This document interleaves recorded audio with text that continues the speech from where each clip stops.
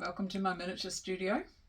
It's not a terribly good day, and I better warn you, we're having a thunderstorm, so if the power goes off, we'll somehow cope with that. And we've just had a hailstorm, and our town's been cut off by flooded rivers. So a good day to be inside to do minis. And I've been working on Louis XIV's outfit, and I have made some little sleeves with lace on the bottom, and I've laced them to this shirt like it would have been done in the past. They would have washed these sleeves maybe 2 or 3 times a year, and they would have washed a shirt maybe once a year. So I'd just take the sleeves off when it needed to be washed. So that's him. Now, just one word, I think when I'm making my figurines, my feet and my hands and my head are always the last things to get put on, because it's a real nuisance trying to get legs and arms through sleeves and trousers with feet on the end of them and hands on the end of them. So they always look a wee bit weird until they start to look better. And I've been making Louis's jacket, and I'm just doing some decorative stitching on his collar, which will fold over like that, and some on the sleeves. And I dyed some lace with coffee that I'll put on his waistcoat, and then I sprayed it with gold paint.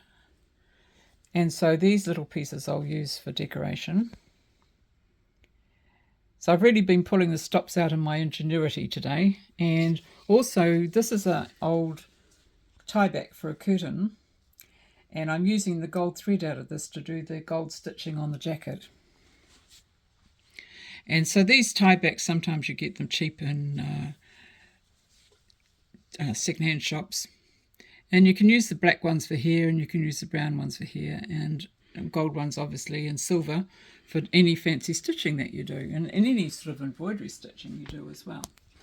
So that's what I've been doing today. And while I've been doing Louis's jacket, I had been reading up about Louis.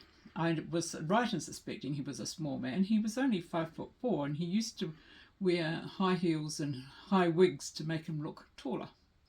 And he also controlled his nobles by insisting that they wore very expensive clothes to court, and he had to lend the money to get those clothes made. They were made from silks and satins and velvets.